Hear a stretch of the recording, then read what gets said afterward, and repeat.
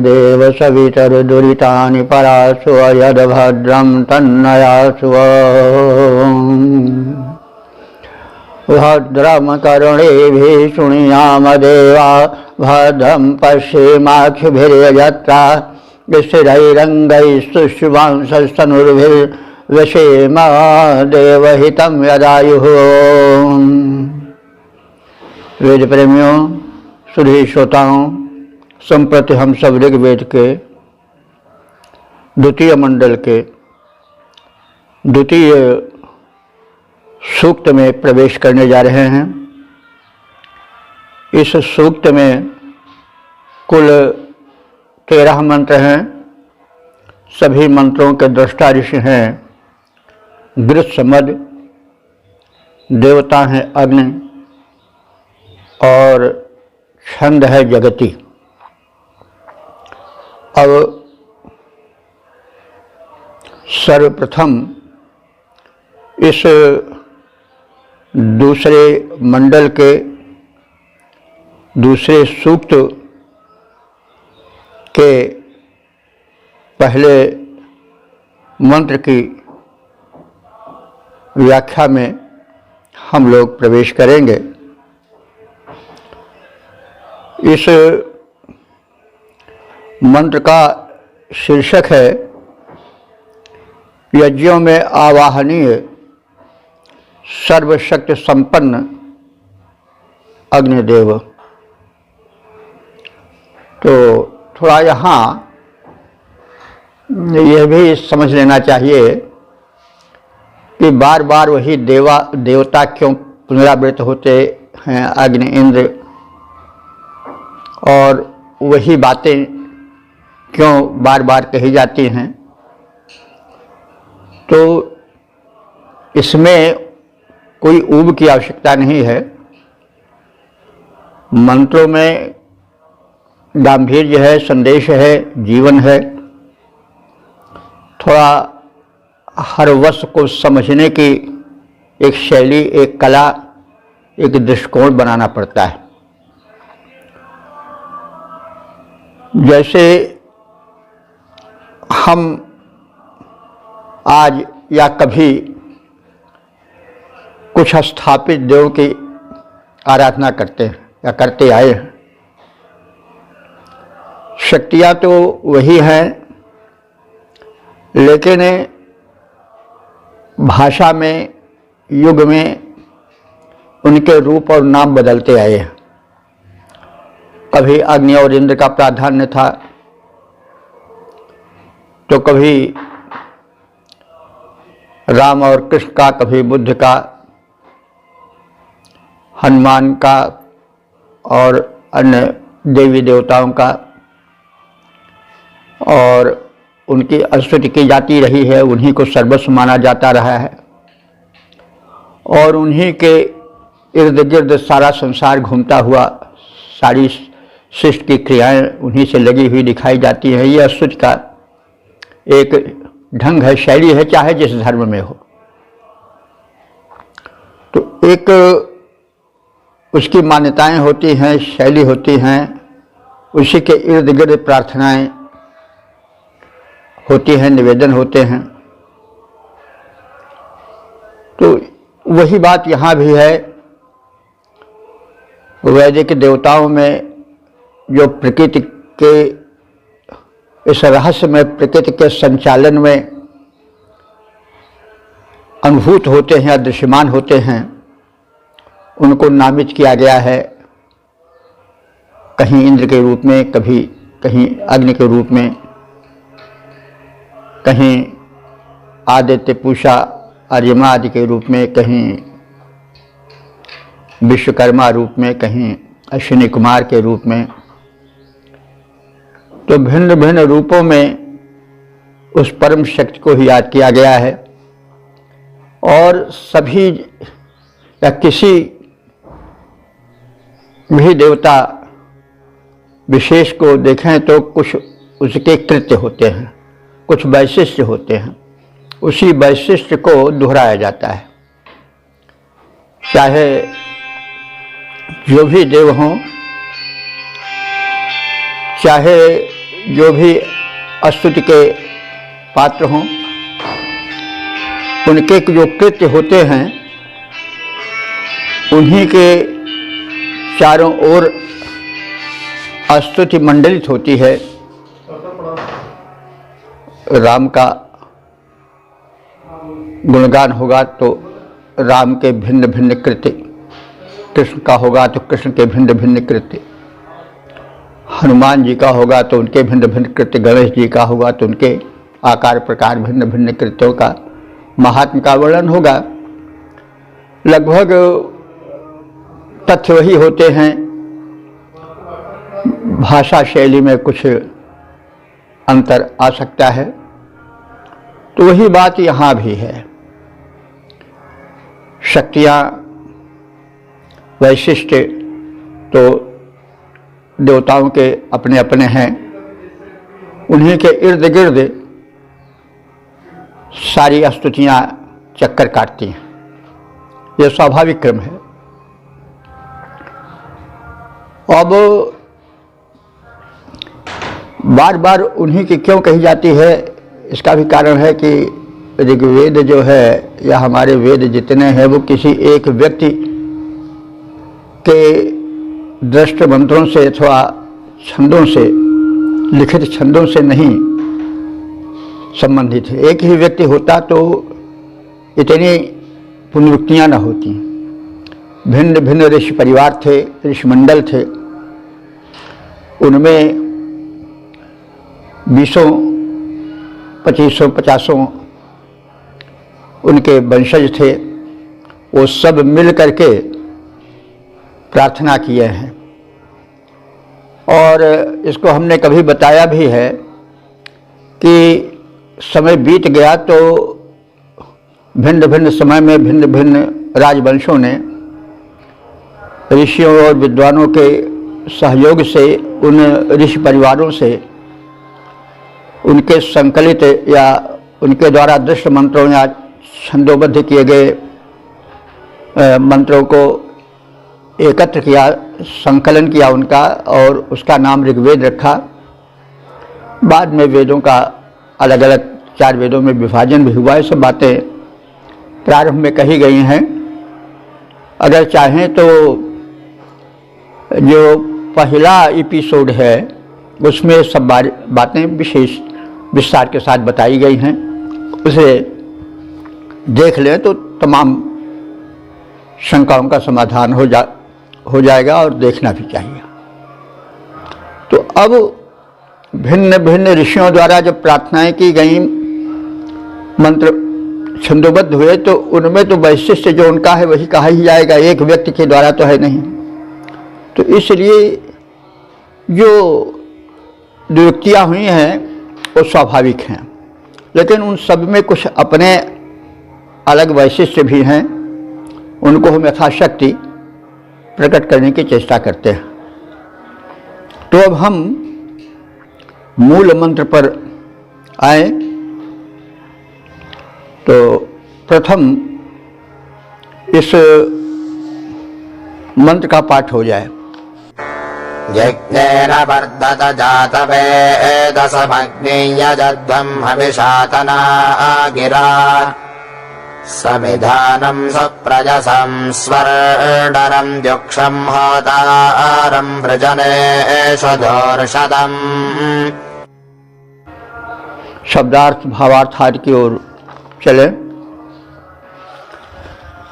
अग्नि महान देव हैं,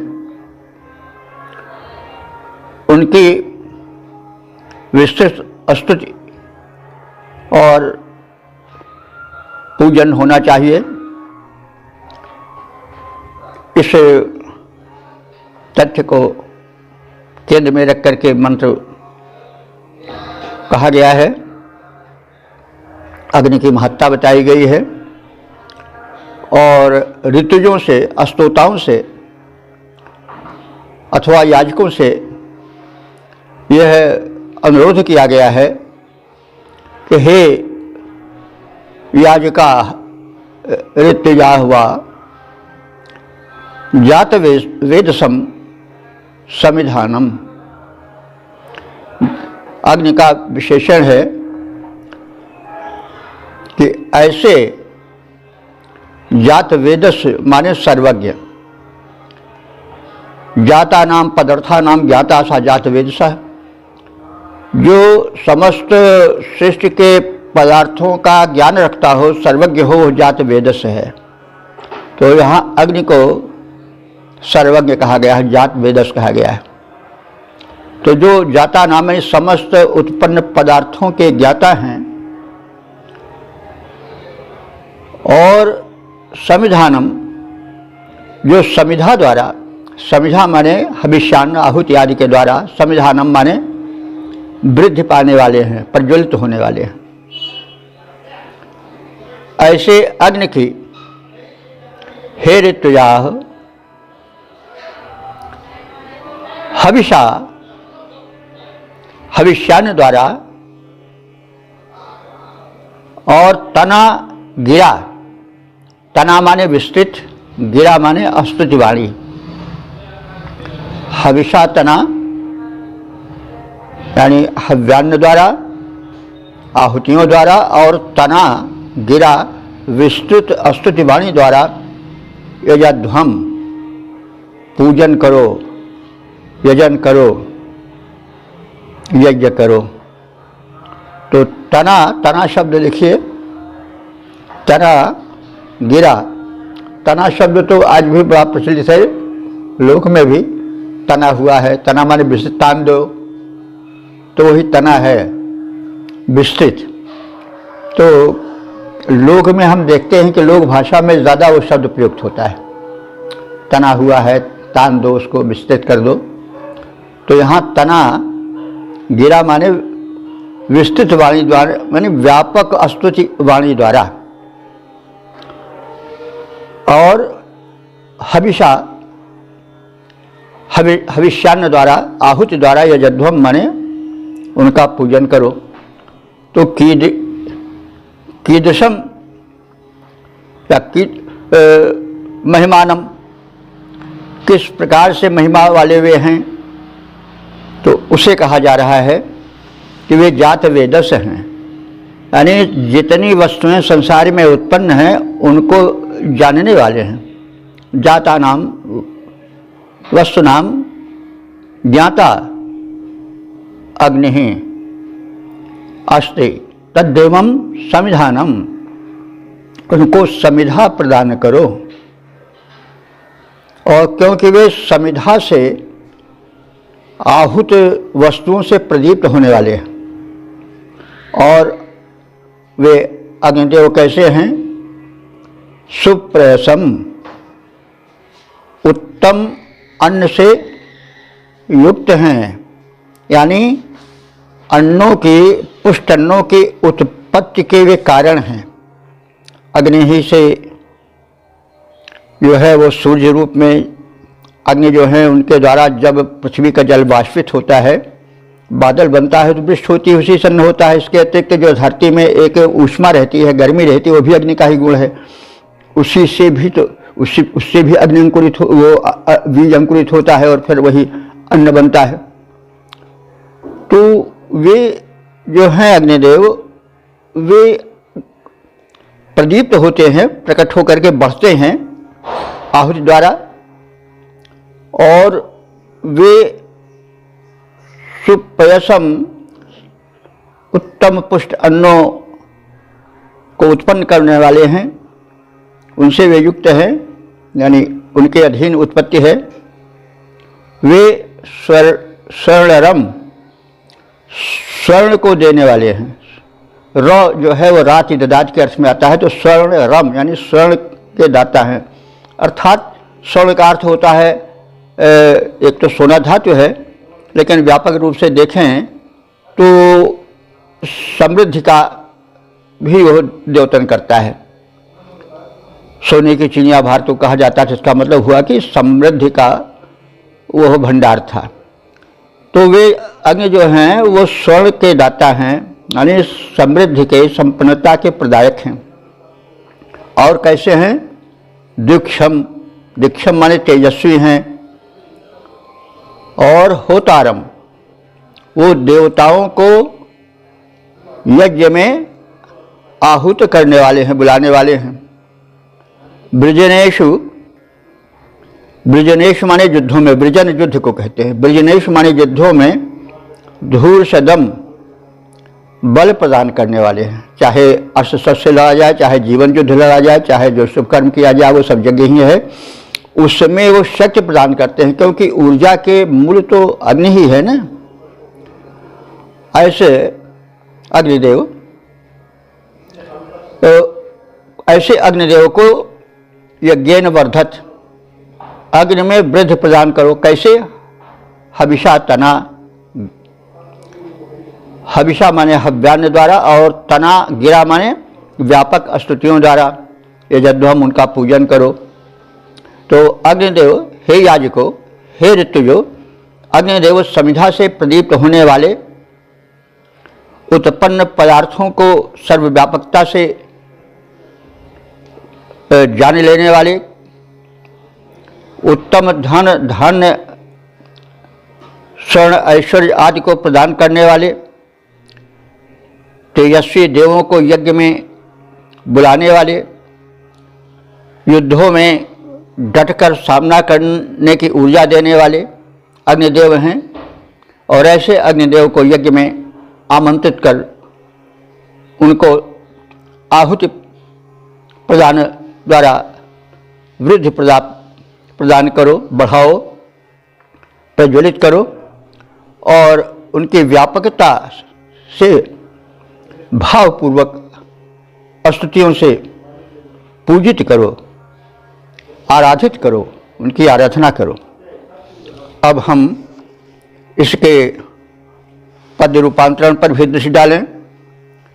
समिधा प्रदीप्त, हे अग्निदेव, ये समिधा प्रदीप जो अग्निदेव संपन्न बनाने वाले हैं, युद्धों में बल देने वाले, देवों को बुलाने वाले हैं, ऐश्वर्य प्रदायक पावक को यज्ञों में निज आह्वान करो, फिर हवि स्तुतियों द्वारा पूजन संपन्न बनो, दुख द्वंद्व हरो। कर हवि स्तुति द्वारा पूजन, हे यजमानो संपन्न बनो और दुख द्वंद्व हरो। ओम वेद प्रेमियों, सुधी श्रोताओं, संप्रति हम सब ऋग्वेद के द्वितीय मंडल के द्वितीय सूक्त के दूसरे मंत्र की व्याख्या में प्रवेश करने जा रहे हैं। इस मंत्र के दृष्टा ऋषि हैं गीतसमद, देवता हैं अग्नि, और छंद है जगती। संबंधित मंत्र का जो है शीर्षक वो है मनुष्यों के चिरसंगी अग्निदेव। अब संबंधित मंत्र का सर्वप्रथम पाठ हो जाए।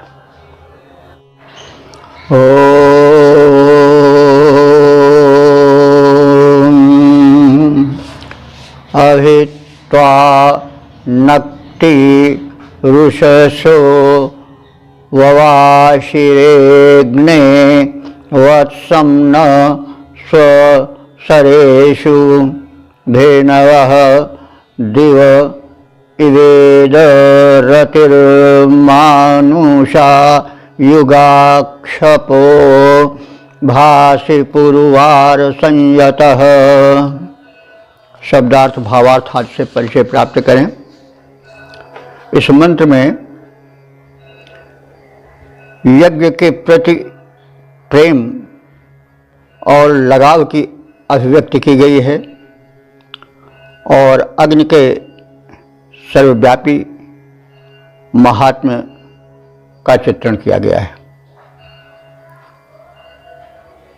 कहा जा रहा है कि अग्नि, हे अग्नि देवता, हम तुम्हें वैसे चाहते हैं, तुमसे उसी प्रकार से हमारा लगाव है, आसक्ति है, प्रेम है, जैसे कि स्वसरेषु, स्वसरेषु माने गौशाला में, गौशालाओं में जैसे धेनवा, धेनवा माने गायें, नौ माने समान है, धेनवा ना गायों के समान, वत्सम बछड़े को, जैसे गौशाला में गायें बछड़ों से मिलने के लिए, उनके संपर्क के लिए लालायित रहती हैं, वैसे हे अग्निदेव हम तुम्हारे संसर्ग के लिए, तुम्हारे प्रति अपनी भक्ति भाव भरी अभिव्यक्ति के लिए लालायित रहते हैं, आतुर रहते हैं। तथैव उसी प्रकार से अभिनक्ति उषसा त्वा ववाशिरे, नक्ति कहते हैं रात को, नक्त माने रात होता है, तो नक्ति और उषसा माने उषा काल में, त्वा माने तुम्हारी, ववाशिरे माने कामना करते हैं, आकांक्षा करते हैं, यह आकांक्षा करते हैं कि तुम रात में और उषा काल में हमारे यहाँ प्रदीप्त रहो। तो सायण ने नक्ति का अर्थ रात बताते हुए ये कहा है कि यह सायं का उपलक्षण मानना चाहिए इसे, नक्ति को, रात को, क्योंकि जो उषा कह दिया गया है तो जो अग्निहोत्र होता है वो प्रातः और सायं बेला में विशेष रूप से संपादित होता है, तो इसलिए रात्रि का उपलक्षण, यानी उसे यदि संध्या से जोड़ दिया जाए तो अधिक उपयुक्त होगा। तो इसलिए सायं प्रातः, ये नक्ति उषसा का अर्थ सायं प्रातः हम कर लें तो ज़्यादा ठीक होगा। ववाशिरे माने हम तुम्हारी कामना करते हैं, आकांक्षा करते हैं, यानी प्रातःकाल अग्निहोत्र में, यज्ञ में और सायंकालीन यज्ञ में तुम विशेष रूप से हमारे यज्ञ भूमि पर पधारो, यानी तुम्हारा प्रज्वलन हो, यज्ञ हो, आदि आदि। तो पूर्वारा संयतः, पूर्वारा कहते हैं अनेकों द्वारा पूज्य, पूर्व माने बहुत, वार माने पूर्वार माने अनेक, अनेकों द्वारा माननीय पूजनीय, तुम संयतः दिवः इव, संयत होकर के, दिवः माने दिलोक की तरह, इत यहाँ भी अरति माने व्याप्त हो जाओ। हे अग्निदेव तुम तो स्वर्गलोक में या द्युलोक को प्रकाशित ही करते हो, द्युलोक में सूर्य है, सूर्य रूप में अग्नि ही है, तो यद्यपि तुम बहुतों के द्वारा चाहे गए हो और द्युलोक को प्रकाशित करते हो, माननीय हो, फिर भी तुम हमारे इस भूलोक पर भी हमारे यज्ञ में अवतरित हो।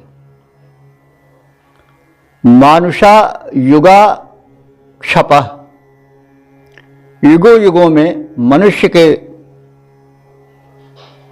पास तुम सदा से ही रात्रि में, और क्षपा माने रात्रि और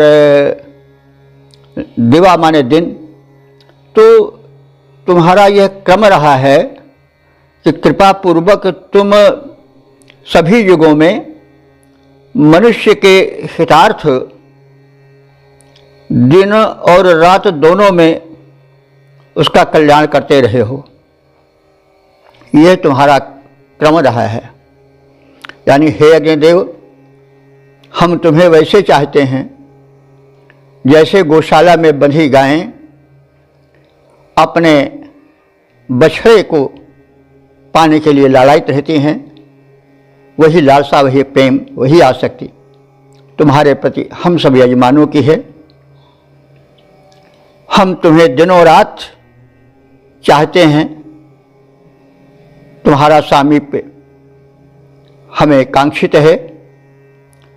तुम अनेकों द्वारा वांछित हो, आकांक्षित हो, चाहे जाने वाले हो, पूज्य हो, सम्मानित हो।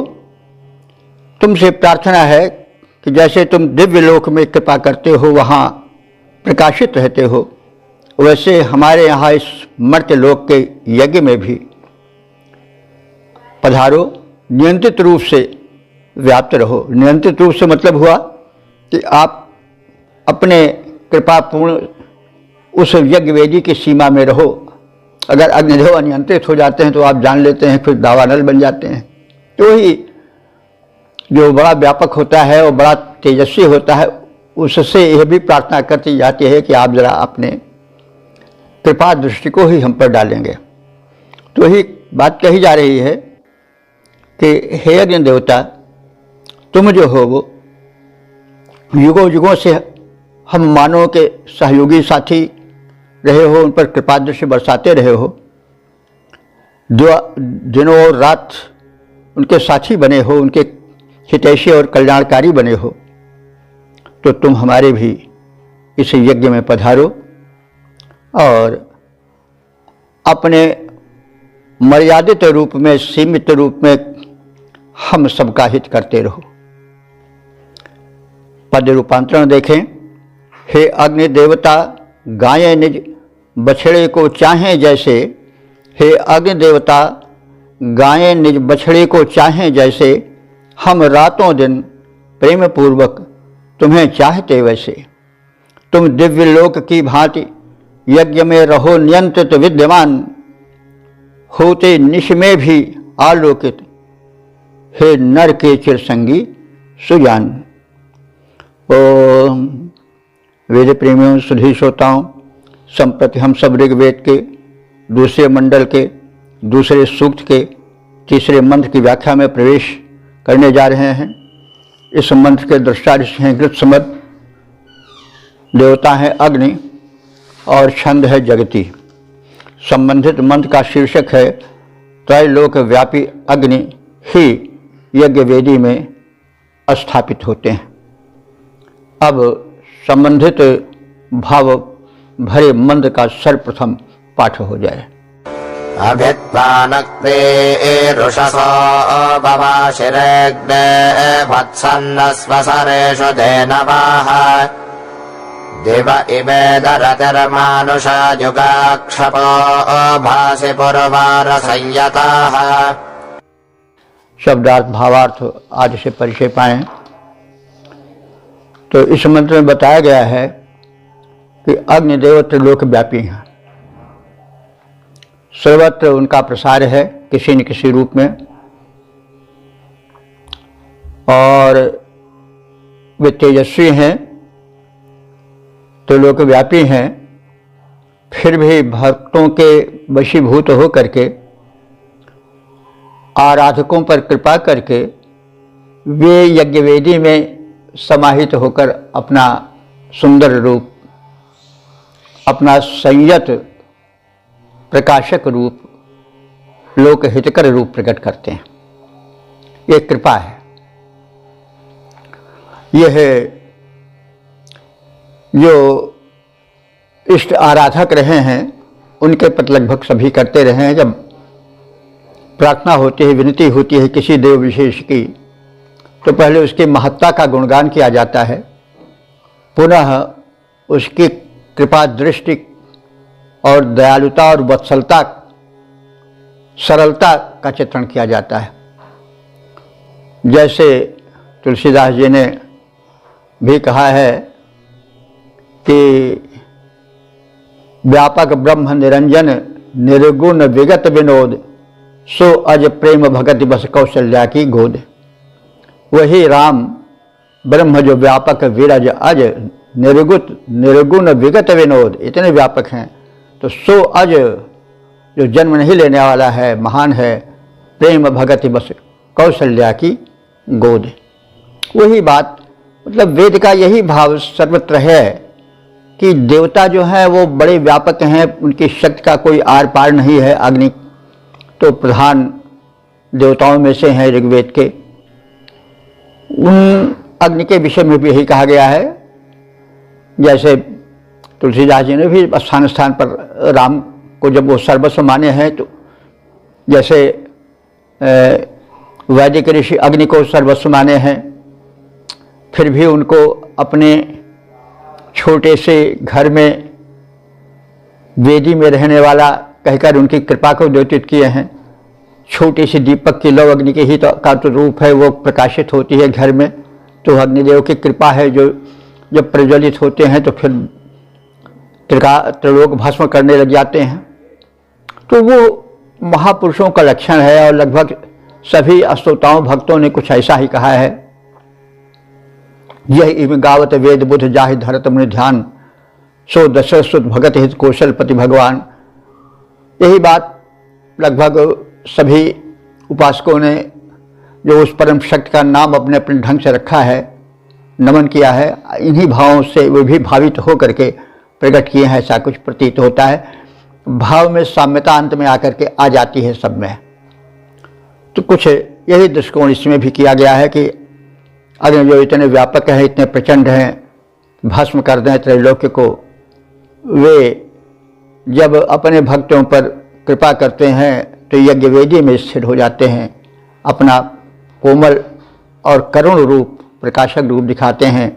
दीपक की छोटी सी बत्ती में वे प्रकाशित होकर घर को आलोकित करते हैं। तो यह सब महानों के लक्षण हैं कि वे बड़े प्रबल भी होते हैं, उग्र भी होते हैं, और फिर बड़े नम्र और लघु भी बन जाते हैं। काल आज्ञ सरसा क्रोधे क्षमया पृथ्वी समा, राम के विषय में वाल्मीकि जी ने भी कहा है।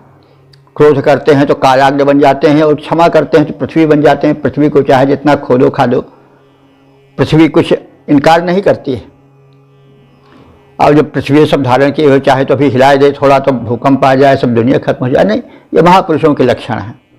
तो अग्नि जो है वो भी महान है, और उनमें एक और बहुत विकरालता है तो दूसरी ओर बड़ी क्षमाशीलता भी है। इसी भूमिका में, इसी परिप्रेक्ष्य में हम अर्थ जगत में प्रवेश करें। तो हे अग्निदेव,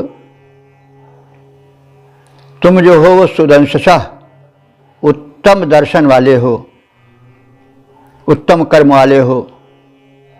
दिवह माने द्विलोक में, पृथ्वी लोक में जो तुम हो वो अरतिम व्याप्त होकर अपना अनुदान देते रहते हो। रथम युद्ध वेद्यम, तुम ऐश्वर्य धन भरे हुए रथ की तरह बड़े ऐश्वर्य प्रदायक हो। शुक्र शोचिषम, शोचिष कहते हैं ज्वाला को।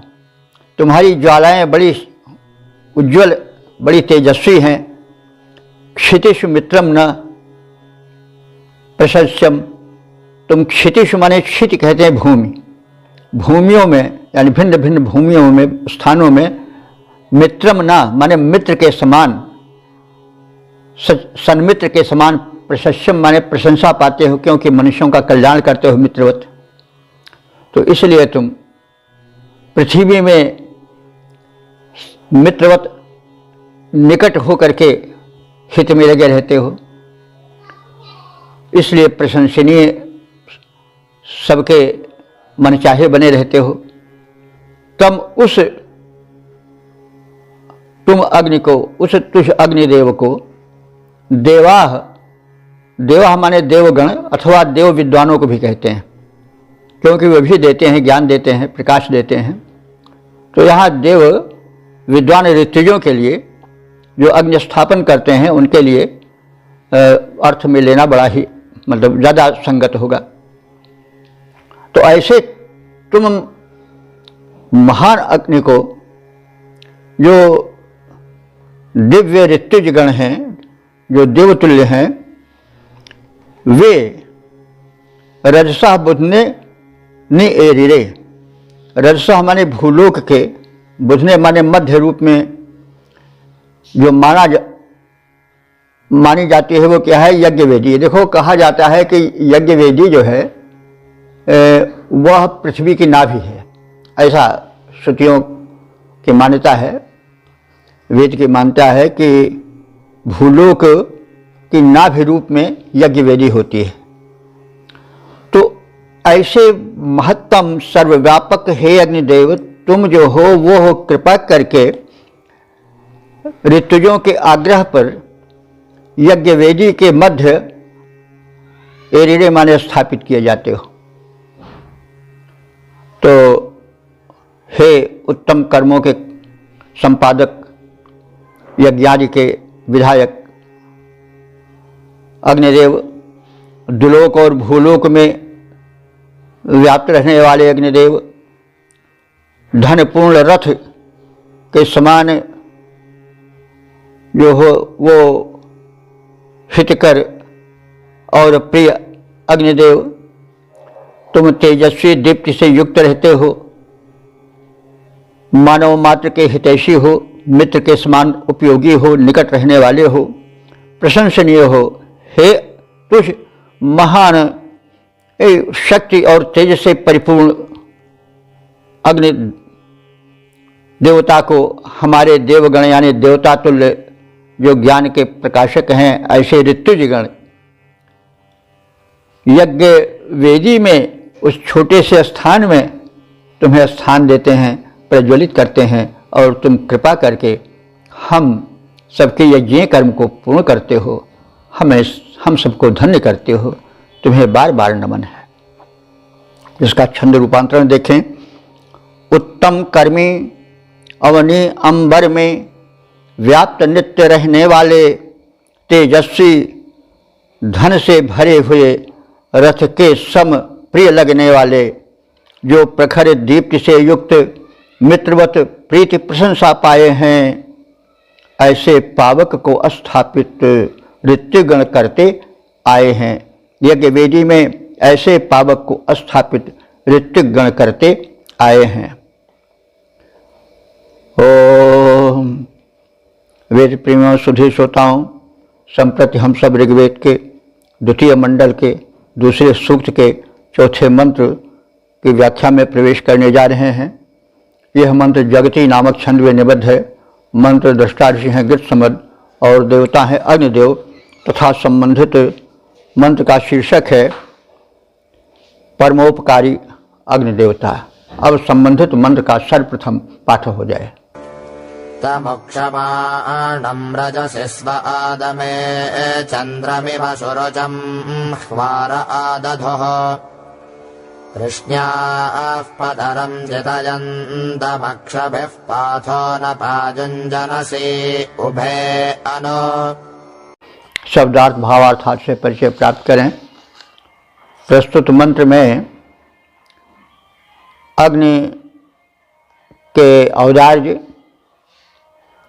उनकी महत्ता के साथ साथ उनकी सरलता का चित्रण किया गया है और इस प्रकार से उनके महात्म्य का निरूपण किया गया है।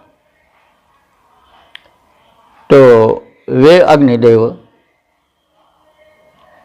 जो रजसी उक्षमाणम, रजसी कहते हैं अंतरिक्ष और रज अंतरिक्ष कहते हैं, सप्तमी एक वचन है रजसी। अंतरिक्ष में उक्षमाणम जल गिराने वाले, अंतरिक्ष से जल गिराने वाले हैं अग्निदेव। यह कैसे? अग्नि का रूप तो आप सब जानते ही हैं, भिन्न भिन्न रूप हैं। द्विलोक में सूर्य हैं, सूर्य ही के कारण वृष्टि भी होती है, जल वाष्पित होता है उनकी ऊष्मा से, पृथ्वी का, और बादल बनता है, वर्षा होती, फिर वही मेघों में विद्युत बन जाते हैं। विद्युत बनकर जब चमकते हैं तो बादलों का भरा हुआ जल छिटक कर वृष्टि की भूमिका में आ जाता है। तो इसी भाव को लेकर के कहा जा रहा है कि हे अग्निदेव, तुम्ही विद्युत रूप में अंतरिक्ष में छाए बादलों से जल गिराने वाले हो, बरसाने वाले हो। चंद्रम एवं सुरुचम, तुम चंद्रमा की तरह, सुरुचम माने बड़े भले लगने वाले हो, सुशोभन हो। प्रसन्न्याह पतरम, तुम पृथ्वी पर सर्वत्र गमनशील हो।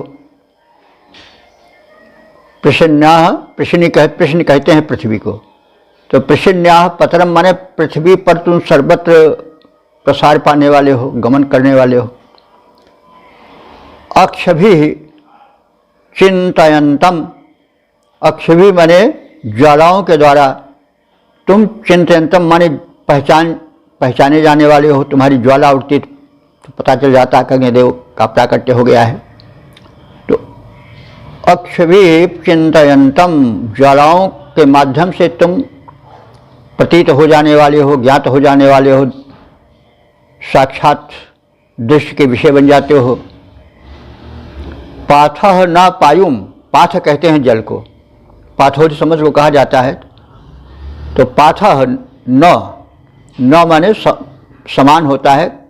आप लोग जानते हैं कि जब ना संज्ञा के बाद में आता है समान का अर्थ देता है, जो पहले रहता है तो निषेध का अर्थ देता है। तो पाथः न माने, पाथ कहते हैं जल को, पाथः न, जल के समान तुम, पायुम माने उपयोगी हो और रक्षक हो। जल न रहे तो फिर जीवन न रहे, इसलिए जल का एक नाम जीवन भी है। पाथः न पायुम, तुम जल के समान रक्षक हो, उपयोगी हो। उभे जनसी, उभे माने दोनों, जनसी का मतलब हुआ कि पृथ्वी और द्युलोक में तुम व्याप्त हो, यानी अग्नि का प्रवेश सर्वत्र है, द्युलोक में भी है, पृथ्वी भूलोक में भी है। तो इस प्रकार से तुझ महान त्रयोलोक व्यापी परम तेजस्वी अग्निदेव को